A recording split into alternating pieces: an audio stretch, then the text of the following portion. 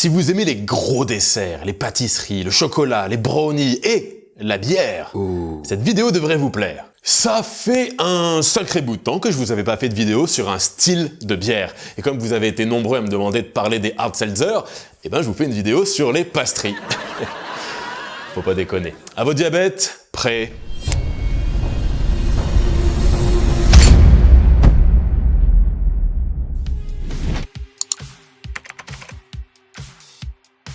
Ben, c'est plutôt un bon début. Quand on parle de pastry beer, c'est tout con, on est sur ce qu'on pourrait appeler une bière pâtissière. Une pâtibière. Non, pastry, c'est très bien. Ça veut dire quoi? Qu'on balance des éclairs au chocolat dans le fermenteur?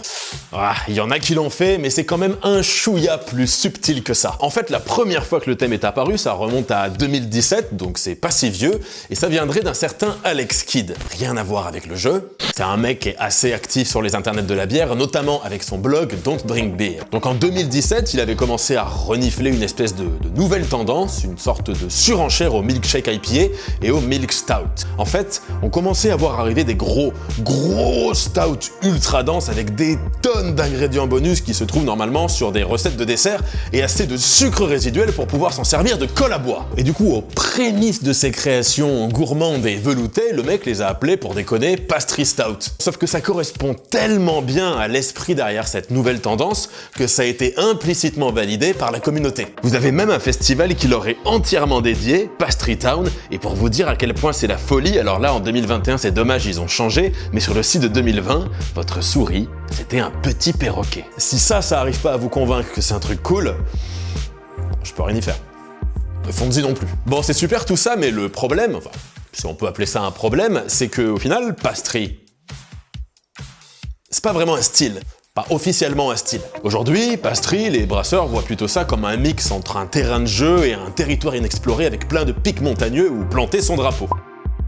Sur l'étiquette, c'est plutôt un qualificatif qui peut venir se coller à d'autres styles pour donner des pastry stout, oui, mais aussi des pastry gauze ou encore des pastry sour. Et ça peut partir encore plus loin dans des espèces de pastry smoothie avec 200 grammes de fruits par litre. On les voit se déposer sur la paroi du verre, c'est complètement fou. Du coup, il y a pas mal de marge de manœuvre. Par exemple, vous prenez un pastry Berliner Myrtille à 5-6 degrés et un gros pastry stout coco caramel vanille à 11-12 degrés. Il y a de quoi faire un bon grand écart. Je le ferai plus tard. Dites-vous que ce qui regroupe toutes les pastries et le point sur lequel tous les brasseurs sont d'accord, c'est ce désir, cette volonté de retrouver tout ce qu'on aime dans un dessert, mais dans une bière. D'ailleurs, quand on voit les ingrédients, des fois, il y a de quoi se demander si c'est pour faire un crumble ou une bière. En tout cas, de manière générale, vous pouvez vous attendre à tomber sur du lactose. En gros, c'est du sucre de lait qui va donner un côté onctueux et gourmand. Des ingrédients bonus en pagaille comme de la poudre de noisette, du cacao, du beurre de cacahuète, du vrai chocolat, du sirop d'érable, de la cassonade et tout ce qui peut rappeler le dessert qui vous inspire. Des kilotonnages de fruits pour les Berliner Weiss épais comme de la confiture, là on est carrément sur du Berliner Smoothie comme je vous disais tout à l'heure. Des levures ultra balèzes capables de fermenter un truc plus épais que le double menton de Tadaron. C'est bien beau tout ça, mais pour réussir une pastry, c'est pas si simple. Vous devez faire une bière qui rappelle subtilement un dessert sans être écœurante, et ça, c'est un travail de chirurgien équilibriste. C'est clair que les pastries, ça rajoute une toute petite complexité. En plus de haut malt tout blond levure, on est à l'opposé complet du Reinheitsgebot. On en reparlera, abonnez-vous.